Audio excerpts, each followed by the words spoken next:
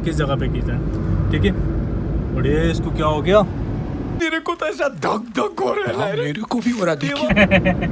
चलते हैं। सलाम अलैकुम, इय्याका नअबुदु व इय्याका नस्तईन। मैं हूं आपका होस्ट मोहम्मद साकिब खान और आप देख रहे हैं साकिब गौरी ऑफिशियल। मेरे साथ मौजूद हैं सैयद साजिद हुसैन शाह। शाह साहब कैसे हैं आप? अल्हम्दुलिल्लाह। चले माशाल्लाह, ज़बरदस्त, अच्छी बात है। यार परेशान हो गया हूँ, बहुत सारे लोग एक सवाल पूछ रहे हैं साजिद भाई मुझसे। जी। वो ये कह रहे हैं कि भाई आज के टाइम पे कौन सी प्रॉपर्टी पे इन्वेस्ट करना चाहिए, ठीक है।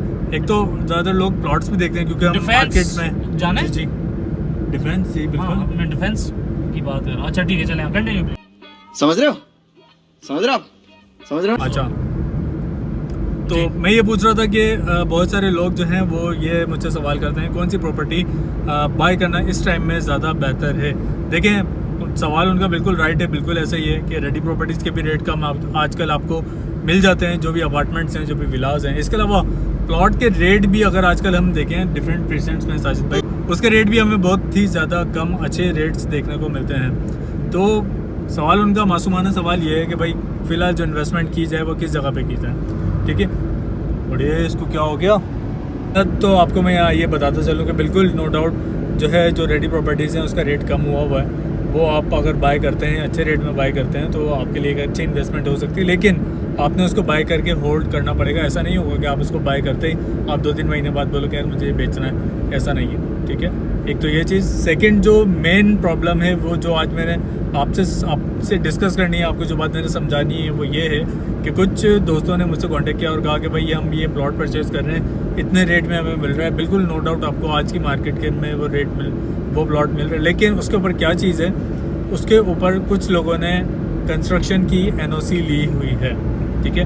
तो ये बात समझना, ये बात बहुत ज़रूरी है आप लोगों को समझना कि इस बात का आप लोगों को पता होना चाहिए कि जिस प्लॉट के ऊपर NOC ली हुई होती है तो उस प्लॉट पे आपको बैरियर टाउन कराची एक टाइम ड्यूरेशन देता है। वो क्या टाइम ड्यूरेशन होता है, साजिद भाई से पूछते हैं। जी साकिब भाई, टाइम ड्यूरेशन की जहाँ तक बात है, जब आप NOC के लिए अप्लाई करते हैं, फाइनली जब आपको NOC मिल जाती है किसी भी प्लॉट से कि अब आप अपने प्लॉट पे कंस्ट्रक्शंस को कर सकते हैं, तो उसके बाद होता कुछ ऐसे है कि आपको सपोज करें आपका 125 गज का प्लॉट था जिस पे आपने NOC लिया, तो उसके बाद क्या होगा कि आपको barrier town NOC day of NOC जिस दिन आपको मिलती है, और उसके बाद आपको 18 माह तक का टाइम मिसाल है आपको मिलता है। 1.5 साल आपको दिया जाता है।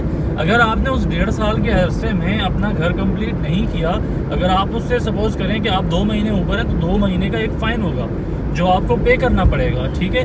अगर आप मिसाल के तौर पे 18 महीने के बाद आप साल और डिले हो जाते हैं, तो समझे कि आपको 1 साल के हिसाब से आपके ऊपर फ़ाइन होगा।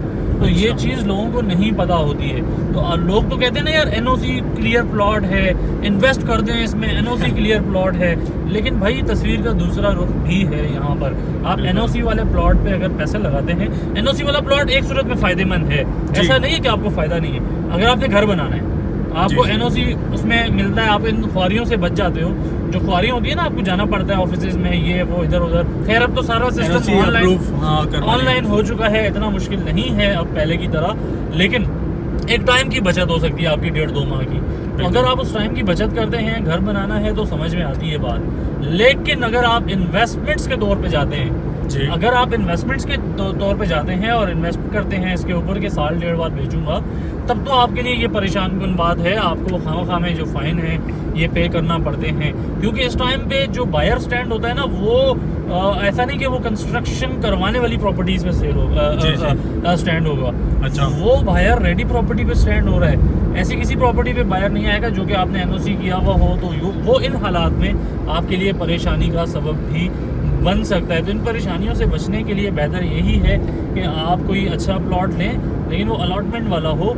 उसके बाद आपने अगर कंस्ट्रक्शन करानी है, साल 1.5-2 साल जब भी करानी है, तो आप तब करा लें। लेकिन अगर आपको ये नहीं पता कि उसके बाद आपका फ़ाइन भी हो सकता है अगर आप उसमें लेट होते हैं NOC क्लियर करवाने के बाद, तो आपको इस चीज़ को पहले देख लेना बहुत ज़रूरी है। जज़ाकल्लाह। बिल्कुल जनाब, कहने का मकसद ये है कि लोगों का लैक ऑफ नॉलेज होता है थोड़ा सा, जिसकी वजह से वो ये समझते हैं कि शायद जो लास्ट पेमेंट होती है वो अलॉटमेंट करने के बाद अलॉटमेंट मिल जाता है। लेकिन वो बड़ी खुशी से बता रहे होते हैं कि यार इसका तो NOC भी अप्रूव हुआ है और इतने मुनासिब रेट में मिला है। साकिब भाई क्या करें, परचेज़ कर लें, इन्वेस्टमेंट करनी चाहिए या नहीं करनी चाहिए। तो जिस तरह साजिद भाई ने भी आपको तमाम डिटेल्स बताई हैं कि भाई एनओसी जब आपको ज़रूरत पड़ती है जब आप कंस्ट्रक्शन करने लगते हैं, और इसका एक टाइम ड्यूरेशन होता है। टाइम ड्यूरेशन के बाद अगर आप इसके ऊपर कंस्ट्रक्शन नहीं करते हैं और एज इट इज़ प्लॉट अपने पास रखते हैं as a investment point of view, तो ये आपको इसके ऊपर 18 महीने बाद इसके ऊपर फ़ाइन भी आपने इसके ऊपर पे करना पड़ेगा।